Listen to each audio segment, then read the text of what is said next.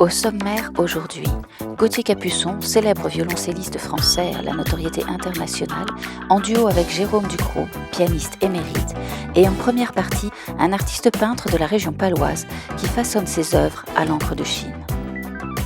Bonjour, c'est Lynn Bergalet, c'est pour l'émission César et ses artistes. Bonjour, bienvenue chez Matt, artiste peintre. Totalement autodidacte, Matt est un artiste plasticien installé dans la région paloise qui a choisi l'encre de Chine pour s'exprimer. La singularité de son travail réside dans le fait de pratiquer l'encre comme l'aquarelle. À son vecteur de prédilection, il mêle parfois d'autres techniques qu'il utilise au gré de ses besoins. C'est principalement à l'encre, mais pour les finitions, ça m'arrive d'utiliser d'autres supports et je me force justement à utiliser d'autres supports, à être un peu moins académique que le travail purement à l'encre, parce qu'en fait là, je suis sur un travail à l'aquarelle et j'essaye de sortir de cette académie et d'utiliser pourquoi pas de l'acrylique, pourquoi pas du stylo, pourquoi pas du feutre, plus pour les finitions. Voilà.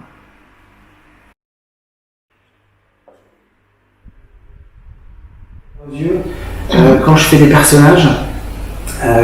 personnages, des visages, uniquement en fait, j'aime beaucoup détacher le personnage de son contexte. Parce que ce qui m'intéresse à ce moment-là, très différemment de là par exemple, là on a une scène de vie, une ambiance. Ici, on a un visage et c'est vraiment le visage qui m'intéresse. Là, on le voit pas bien, mais c'est découpé et reposé sur un fond noir. Mais j'en ai d'autres qui sont sur mon site, entre autres, où on voit pas mal de visages de personnages avec un fond coloré complètement différent. Alors justement, sur votre site, on trouve beaucoup de portraits parmi vos tableaux. Est-ce que c'est ça que vous préférez peindre ? Ouais, des portraits. C'est ça que je préfère peindre, vraiment parce que tous les gens que je peins, je les ai rencontrés. Donc tous les gens que je peins, je leur ai parlé. Ça, c'est la première partie de mon travail, c'est-à-dire la rencontre. Et les portraits, ce qui me plaît, c'est d'arriver à leur donner vie, dans le regard, dans la barbe, dans les rides. Voilà. Ça, c'est une grande source de plaisir. C'est là où je prends le plus de plaisir, en fait. Alors vous peignez aussi beaucoup la solitude. Il n'y a souvent qu'un seul personnage perdu au milieu d'un décor dans vos tableaux. Je peins pas mal effectivement de personnes seules ou de dos, parce que je trouve que ça exprime énormément de choses dans une scène. C'est très différent d'un portrait où là c'est un peu violent en fait. Une personne seule dans une rue avec des reflets, tout ça. Moi quand je vis ce moment-là, ça me touche beaucoup parce que je sais pas, les contrastes, la lumière, la solitude de la personne. Et vous voyez ça quand vous les croisez là dans la rue, vous voyez tout de suite les contrastes. En fait, je regarde les contrastes tout le temps. Et c'est ça que j'ai travaillé avec les années. C'est bien plus que la couleur. C'est les contrastes. C'est vraiment voir le même support, mais une partie dans l'ombre et une partie en plein soleil. Et on voit pas les mêmes choses, pourtant c'est le même support. Il y en a un qui va briller et du coup l'autre ne veut pas du tout briller, mais par contre on va voir d'autres choses. Voilà, moi ça me fascine ça aussi, en plus des portraits, ça me fascine de dessiner des sols pavés qui nous aveuglent parfois avec de l'eau qui est tombée dessus, on ne distingue plus rien. Je me dis comment je vais pouvoir rendre ça en peinture. Sur votre site, on découvre également quelques œuvres en couleur. Quelle technique utilisez-vous du coup dans ce cas ? Alors, principalement l'encre acrylique, mais ça se travaille vraiment pas du tout de la même manière que l'encre de Chine, qui elle se dilue très facilement comme de l'aquarelle, alors que les encres couleur, elles se diluent pas pareil. Et donc je peux pas vraiment peindre avec, donc je l'utilise pour faire des fonds, donner une ambiance. Mais voilà, la couleur arrive.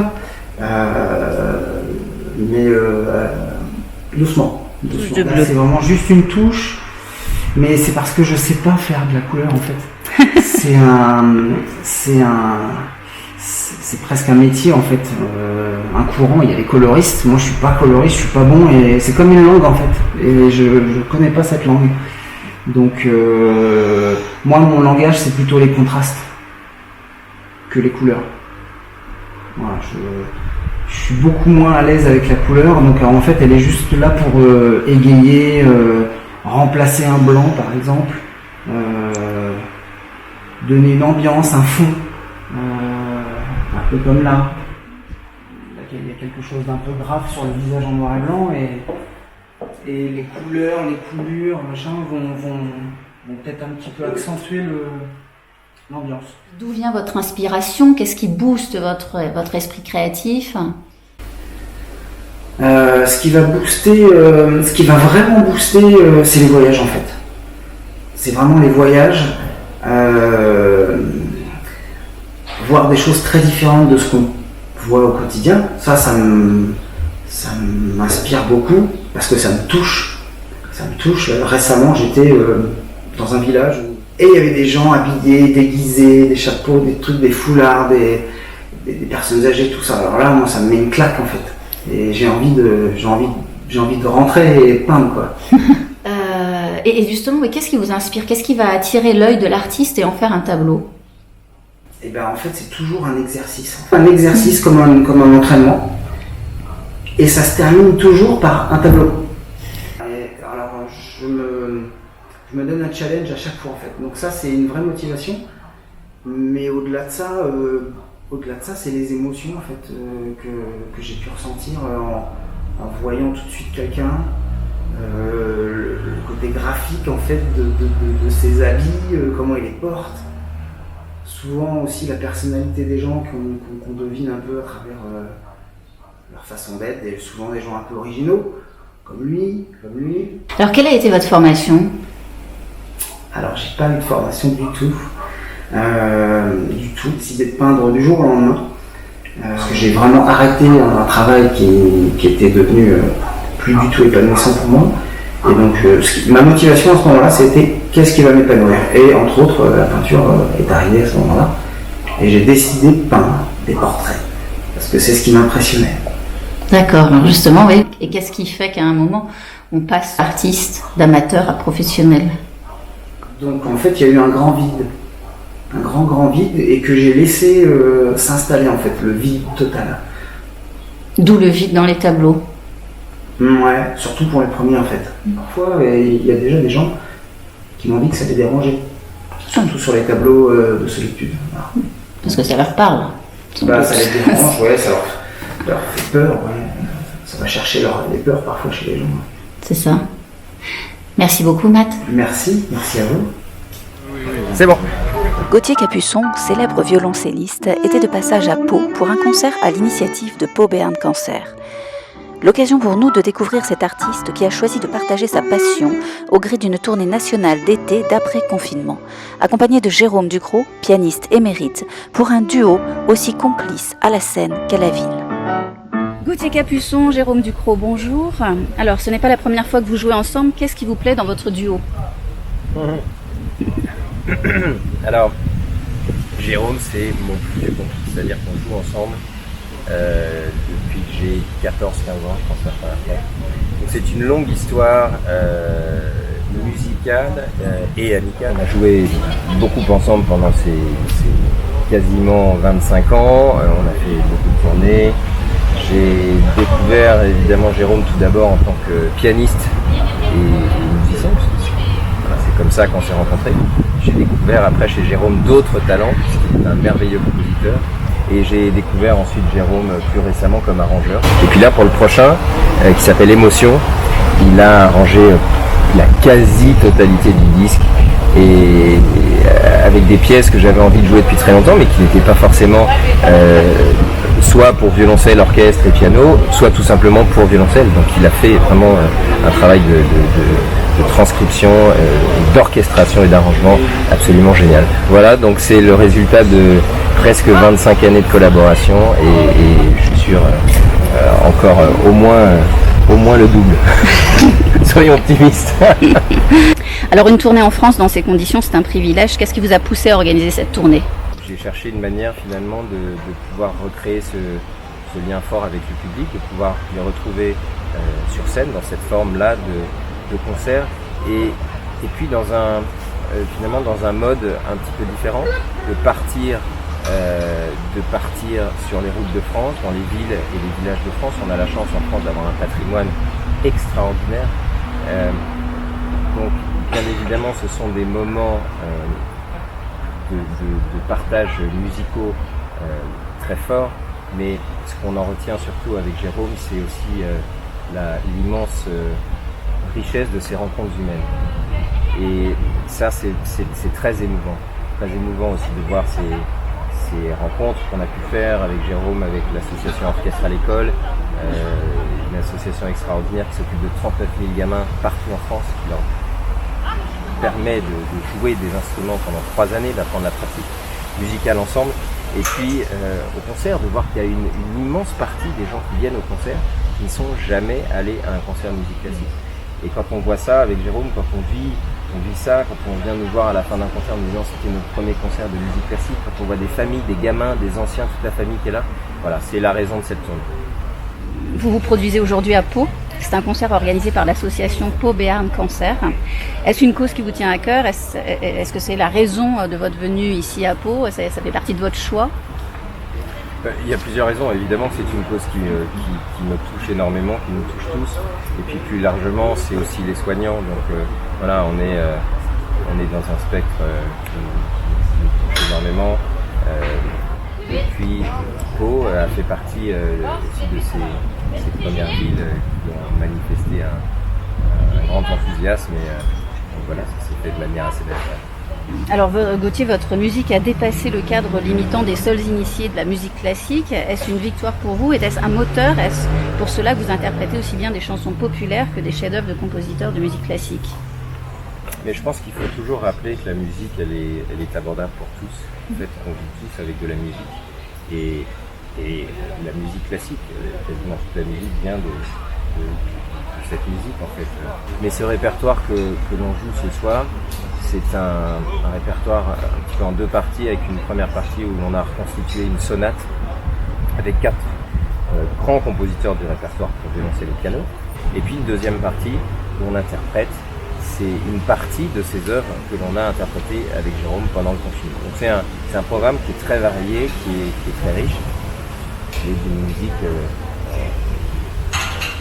qui nous touche avec Jérôme et qu'on aime jouer. C'est pour ça qu'on a envie de la proposer.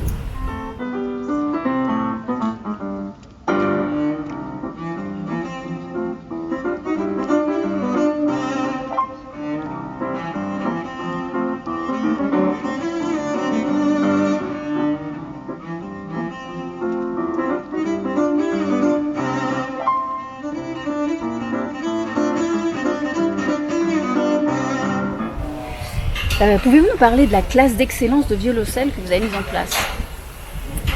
La classe d'excellence de violoncelle à la Fondation Louis Vuitton, c'est un projet que j'ai lancé il y a 6 années maintenant. C'est un projet qui rassemble 6 jeunes talentueuses violoncellistes qui viennent de partout dans le monde. Et le but, c'est vraiment, encore une fois, tout est une question de partage dans la musique, mais dans la vie. C'est comme un peu un laboratoire où on travaille la musique ensemble, bien évidemment, on a tous besoin toujours de travailler, c'est toute la vie, un musicien a besoin de travailler, de se remettre en question, de réfléchir. Donc il y a l'aspect évidemment musical, l'aspect technique, et puis il y a aussi cet aspect extra-musical qu'on aborde avec des questions qui concernent aussi notre métier de musicien, et c'est un lieu, un cadre qui est évidemment extrêmement inspirant. On est dans un musée somptueux qu'a construit Franck Gehry, un auditorium splendide, entouré d'œuvres d'art.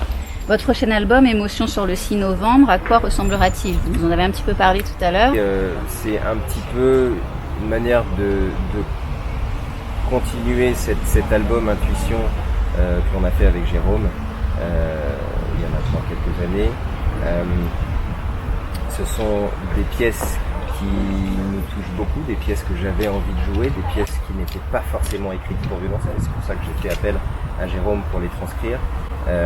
Et c'est un répertoire qui est aussi bien un répertoire complètement classique entre guillemets que certaines œuvres comme le Alléluia de Cohen ou l'Hymne à l'amour de Marguerite Monod chantée Edith Piaf, qui sont des œuvres qui moi me bouleversent que j'avais depuis longtemps envie d'interpréter et que Jérôme a transcrit et orchestré de manière splendide. Et donc, comme votre acolyte, vous aimez également jouer des musiques d'aujourd'hui. Qu'est-ce qui vous plaît dans le fait de passer de la musique classique aux musiques actuelles avec un même instrument ? Quand c'est bien fait, et c'est le cas dans la tournée de concert que nous faisons en ce moment, et c'est le cas dans le prochain album Émotion, dont Gauthier parlait à l'instant. On a enregistré avec l'Orchestre de Chambre de Paris et Adrien Perrichot. Absolument.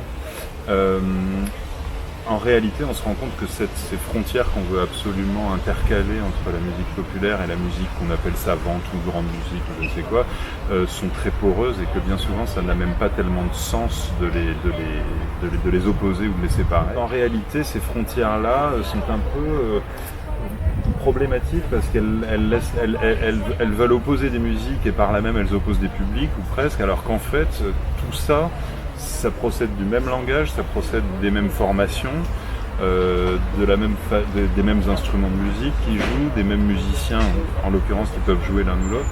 Et donc moi, ces allers-retours ou ces panachages entre ces différents types de musique, non seulement me posent pas de problème, mais me paraissent même assez importants pour qu'on ait vraiment qu'on comprenne que tout ça part de la même chose.